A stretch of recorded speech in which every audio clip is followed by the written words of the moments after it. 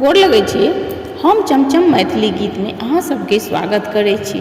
तऽ आइ हम एगो बरसाइत के पाबनि के गीत कहै छी।